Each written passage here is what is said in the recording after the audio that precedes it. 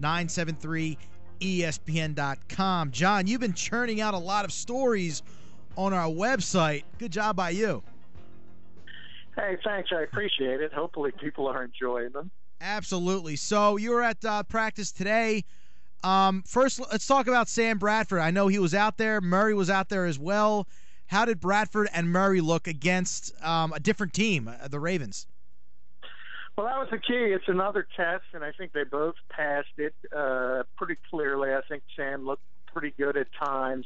Obviously, Baltimore's a very difficult defense to deal with, and this is the first time he's gone against, it's not quite live because there's no hitting, and obviously he's still got the red jersey on, but it was important that he looked good today, and I think he did.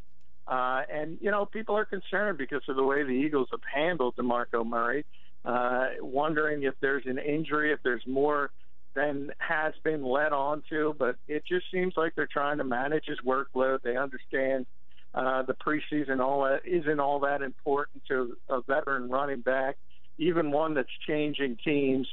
And I always point to Minnesota, and I think it's been 4 or 5 years now since Adrian Peterson's touched the ball in the preseason. So I think the Eagles are just being extra cautious, and he was out there getting a little work today. We asked him if he plays Saturday. He said, he could, but that's up to the head coach, and so that's something to keep an eye on. But I think the fact that he was out there working at least a little bit, people can kind of take a breath and realize that he's okay. Who to you, John, looked better? What first team looked better, Baltimore or the Eagles? Just, had more fire to them. Who looked the best out there? Which first team? Well, I think each offense looked a little bit better than the defense specifically. I think both sides, which is a little bit of a surprise to me, to be honest, because I thought the Ravens defense would handle the Eagles offense this early, at least, get a little bit of advantage. But if you had to rate it, I would say Philadelphia got a slight edge there. Similarly, I think, Joe Flacco and company, especially, working on sevens, the combination routes underneath. I think the Eagles still had a lot of difficulty dealing with that kind of stuff, and that's to be expected because, obviously Kiko Alonso and D'Amico Ryans, they were back today, but they're not back at full strength. They're not back in team drills. They're just kind of working in. And there's so many new pieces to that secondary, so it's still a work in progress when you have stuff like that. I know Eagles offensive coordinator Pat Shurmur today said this morning that you could see a mix of rotation between Tebow and Barkley. You could see Tebow coming out ahead of Matt Barkley in that second preseason game. How did Tebow and Barkley look today? Well, I think one test specifically that got a lot of chuckles because if you've ever been to the NovaCare complex, there's these big bushes that surround it to give it a little bit of privacy, and Tim Tebow almost threw one over the bushes, and we've never seen that before. Onto Broad Street or Patterson Avenue, whatever it is. Exactly, on the Broad. So, I think Matt Barkley's a better quarterback. I think most people understand that, and he continues. He's looked better through most of camp. I think he's had a strong camp, but Tim Tebow brings different attributes to the table, and I think that's the conversation to have. It's, what does Chip Kelly want in his third-string quarterback?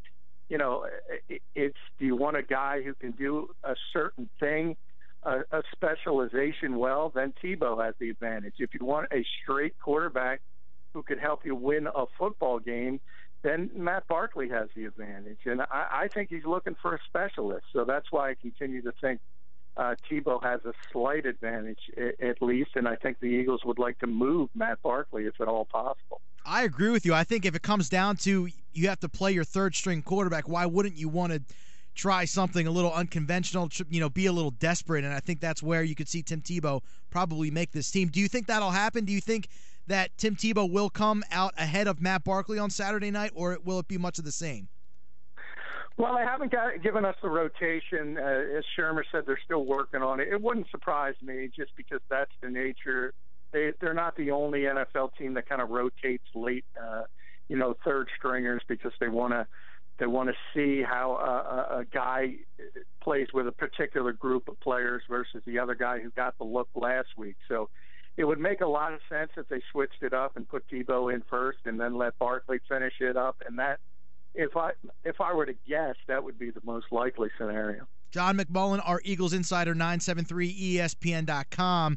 Up live from Eagles training camp, hosting the Ravens this week at the NovaCare Center. Let's talk about the offensive line. I think Alan Barbary has that left guard spot pretty much locked down. He's been with the ones all training camp long. But Andrew Gardner, he started in game 1 against the Colts. You saw John Moffitt in there a little bit.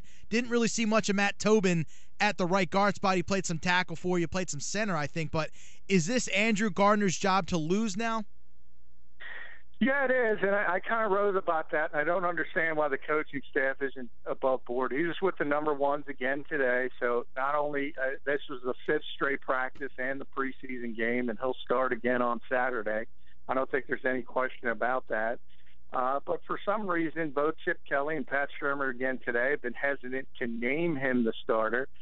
Possibly they're still pushing him. They don't want him to rest on his laurels, but it's pretty clear just by, the rotations and the fact that he's always in there next to Kelsey and Lane Johnson, that he's going to be the guy unless somebody can come on late. And really, I think it's a two-man race at this point, and it's between him and John Moffitt. And Moffitt's really behind because he hasn't played football for 2 seasons, had a lot of off-the-field issues.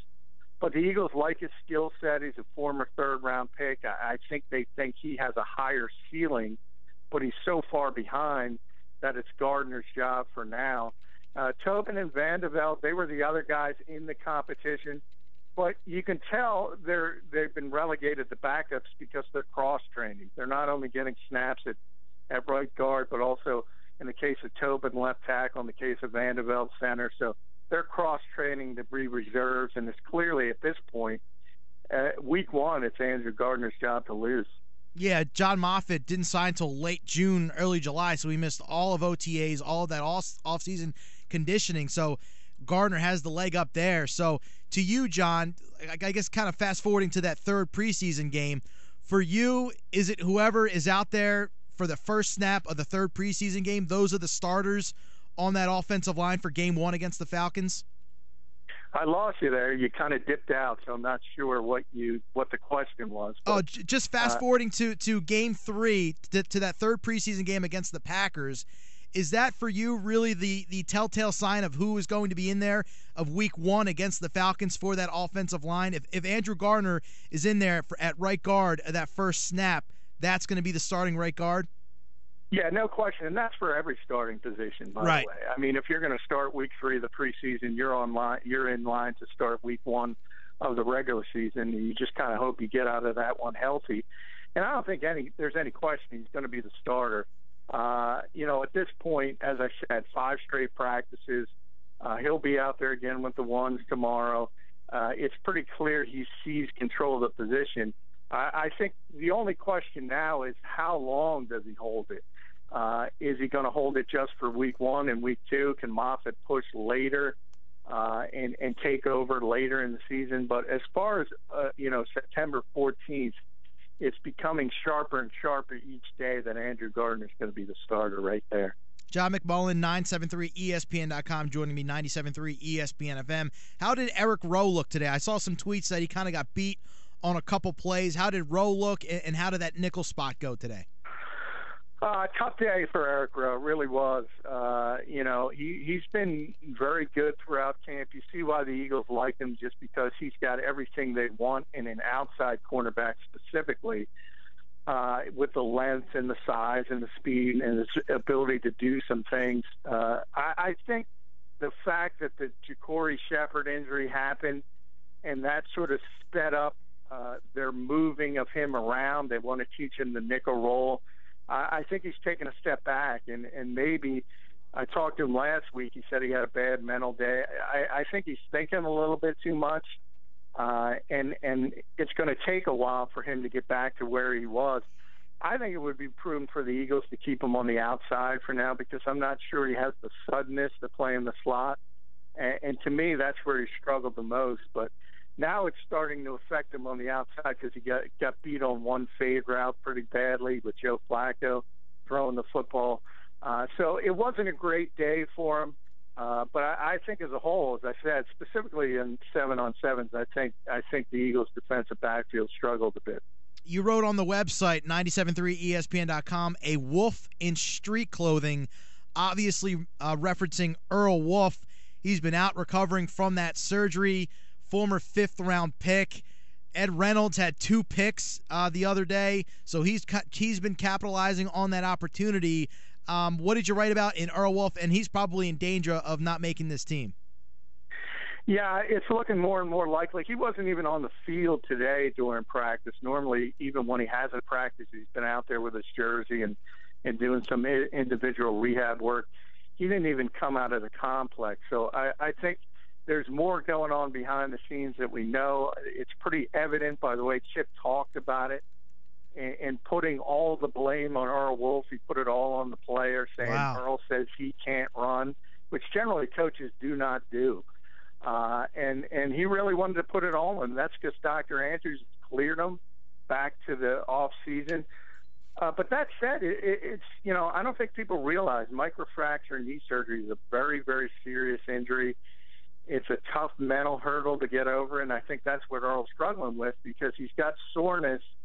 But that's just the nature of that injury. You're going to have that moving forward. You're either going to play with it or you're not. And the Eagles kind of feel he should be playing with it. He wants to feel 100%. And I'm never sure. I don't think he's ever going to feel 100% again after that surgery. So this is something Earl's got to deal with on his own and try to get past it. And I don't think it's going to be in Philadelphia.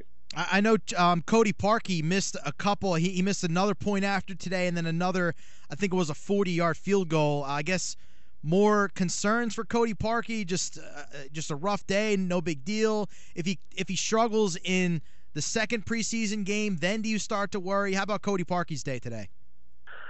Well, I'm a little worried. I counted him missing 3 today, so I had him 7 out of 10. And, I think people were spoiled by him a little bit last season because he was so good and so consistent as a rookie. And, it's almost logical that he would take a step back, and he missed an extra point in the opener and missed a field goal. And now to miss 3 again, clearly that consistency hasn't been there early in camp. And, yeah, it's always a concern because the one thing you want from your field goal kicker, and they had it last year, was consistency. It hasn't been the case.